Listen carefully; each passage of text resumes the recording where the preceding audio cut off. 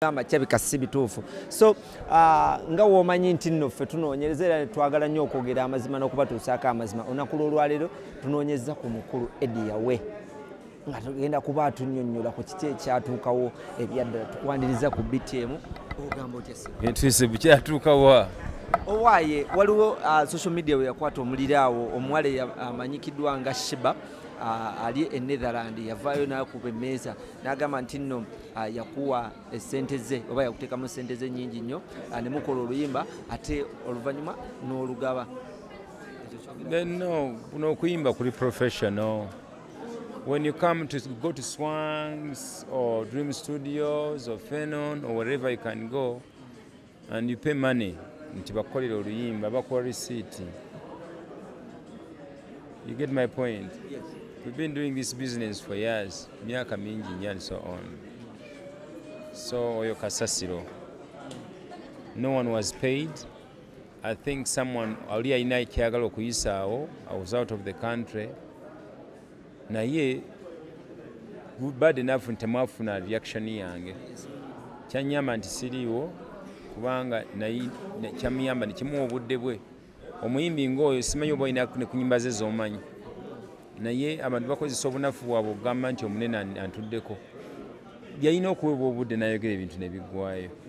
Simanyi kati kigenda mu maaso akyayogera. Era yagamba nti gyali ayimba nnyimba ki? Ennyimba ozimanyiiko? Kati lugenda lutya?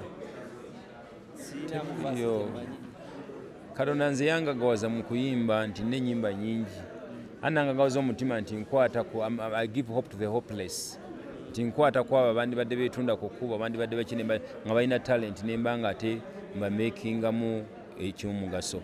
So yali ndowooza ayagala Kristaani amutumye anyiize ngoba abantu be nandiyambye nga nkyalinayo collaborations nga 8 empya zigenda okufuluma next year n'abalala ngoba bagobe. So as far as I'm concerned, nze n'abayimba abasinga okujjako omukyalo omu oluyimba olugenda okufuluma eyagira kakwakulizo nti nsasula okuyimba naawe naye nze abasinga nondamu benjagadde ne bwoleeta sente nzigoba. Naye okusinziira bwe yayogera yaleeta ne ka obuvidiyo obumu nga bulaga nti wagenda e Netherland ne mukola ne vidiyo. Tukola ebintu bingi ne tugaana nti ekituukiridde.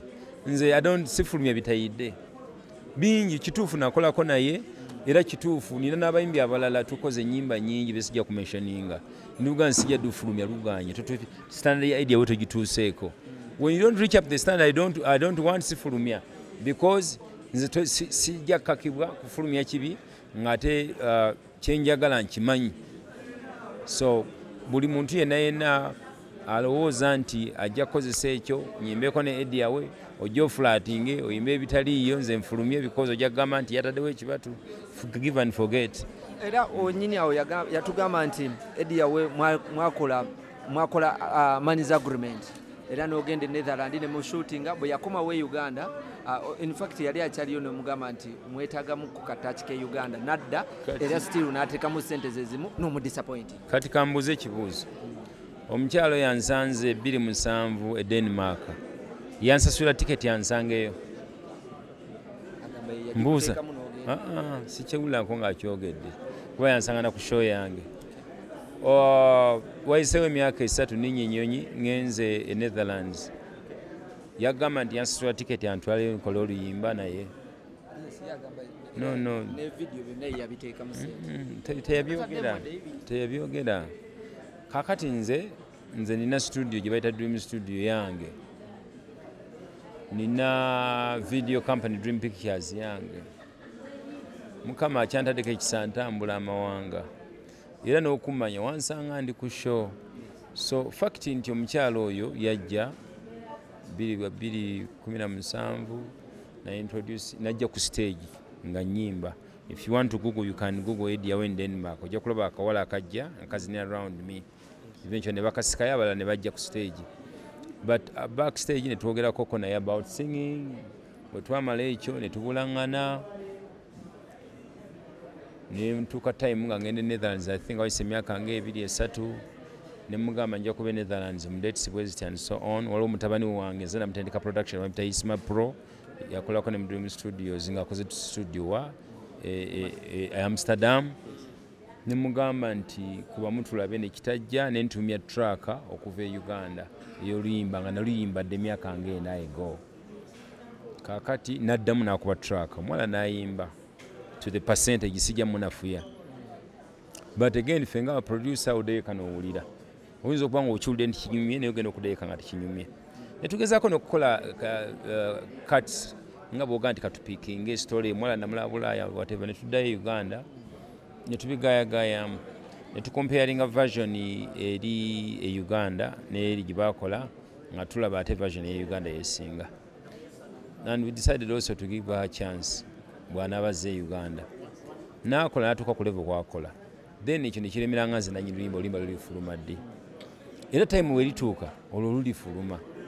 Ne waliwo oluyimba olulala akaloosa another version because as a producer I can have two versions. Era verses zonna nazimba ne namutyaba nazimbiza namutyaba ono Gloria omupya tezifaanagana na luyimba luli. Ne lufuluma naye kati ye ndowooza we yali disgruntled.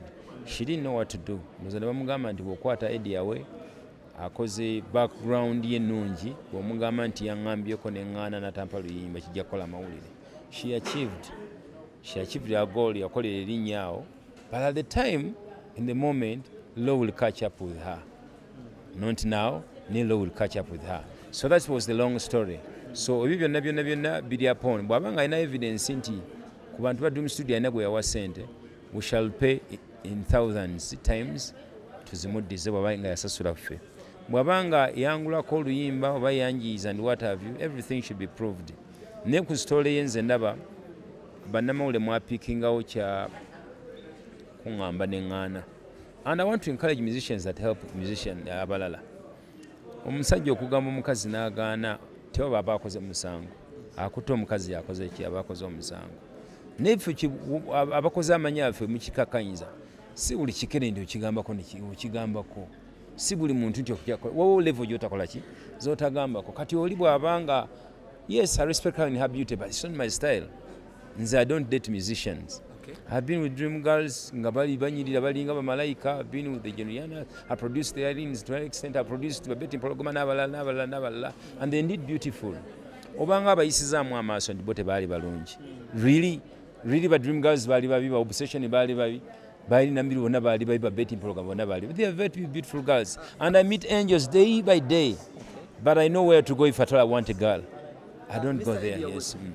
Ngojjeko ekyokuba nti omuwala yagamba nti wali omugambyeko obanga omuteze ekibatu n'agaana n'ogaba oluyimba nga obuzibu bwava ludda wanga tatuse ku standard yo oba okuyimba no oluyimba olwo ongoing simugobanga namugoba nandi mugambye nti wayimba bubi simugobanga namugoba era mu communication yange yasembayo namugamba nti version ye ejja kufuluma at the right time. But my singing goes with discipline. Waiting is a discipline. Understanding who is your mentor and what I'm trying to tell you sing is also a discipline. So tojja buzino ngamba nti naba banajja abalala kuba tomanyi bantu batuma. Ayinza okujja nga ayimba bulungi n'aga nti akati nze ono obuganda omuswaza kamwogereko ekigambo kino. I am made of good singing. Oyo bonnajja nonzijamu eddooko olyo ojja kunzijjako bafaani naye bw'obanga onjogeddeko bibi I'll sing and I'll supersede the bad words. Agamba nti nno byonna nga bikoleddwa wabula amalira mu kooti. Kakati ate ekkooti tebaginyumyako. Awo oba otiisatiisa muntu ku kooti bagigenda mu bugenzi. Ffe tulinze bw'aba agendayo bw'oba tetumusooseeyo era bw'aba batumye nti agenda mu kooti kasooke tumulinde ffe tukole defense. Baginyumyako ya. Nga tuvuddeko era still waliwo incidence endala eyatuukawo ey'omukyala amanyikiddwa nga Martha Mukisa. Wakola naye oluyimba okukakana nga kigambibwa nti ate oluyimba olugjeyo nti era naye wamutegeera. Oluyimba nedda Martha simula. No, sijja kuwayiza Martha Mukisa. I think she's respectable. Ayinza okuba nga ayinamu ebirala byakola, but I think she's respectable. What really happened? She cannot spill out nonsense. Ku comedy store yaze nansaba nenyimba naye. Tumusinkanya wale tuyimba naye. Kakati manyogera kuza ne Kyakalo Nantongo. Ne Kyakalo Nantongo waliwo okubagano bwali mu management ye naye yaffe. By the end of the day nze nga benyimba and what have you. When I'm your dad and I say sleep in that bedroom and don't sleep in that one, you're going to give me commands. So as far as I'm concerned, you come to me, no okutapinga mu talent yange kubako obukwakkulizo obuli professional. But why all scandals? Those are not scandals, those are challenges. A scandal is when you find Eddy who has been respectable for 20 years ng'ajjamu empale. Si buli kimu, a spoken word is not a scandal. A spoken word is a complaint. Oli bw'akomba is an allegation actually. Bwe nkugamba nti omusajja ono munnamawulire musezi, until you prove that, nze nina track record kwe mbadde ntambulira. Mbaddamu emirundi nti nyimbe n'abantu bangi nnyo, nzigyeyo abantu bangi nnyo, complaint yange bubadde bukambwe na perfectionist. Era I think ebyo nja kufa nabyo. Because okuba perfectionist n'obukambwe, it has taken me to the world. But abakyala abasinga b'okola nabo abamu bavaayo bakaaba. Abagamba nti Eddy Yawe simwangu era takolagana naye era kati abantu bakutya. Kati kambuuze. Waliwo omukyala atyo kati nze bwe mbanga just imagine nga sister ng'abadde ayimba byayimba n'omuteeka mu luyimba nga tukiggale n'abanga akwata bukadde. Ogenda ne weebaza Eddy Yawe oba omuvuma. Bw'aba nga badde Martha Mukisa ng'abadde mu WhatsApp music n'omuteeka mu bantu abakulu ng'asobola okuyimba. Bw'aba nga sister wo weebaza Eddy Yawe oba omuvuma. So that's my answer. I contribute to that and I don't take nonsense. If the people would want me to take nonsense, no. Making Eddy Yawe ndi perfectionist and I'll die that because abafani bange believing and sileta bubblegum music. Bwe ndeeta oluyimba ng'omuyimbi abadde ayimba oluyimba ne lumala wiiki emu omwezi mukaaga ne luggwako, nze bwe nnyimba naye lumala myaka. Ekyo kye ngaba ate njigabirako n'obukambwe. Yes. Kwepima kutya. Abavubuka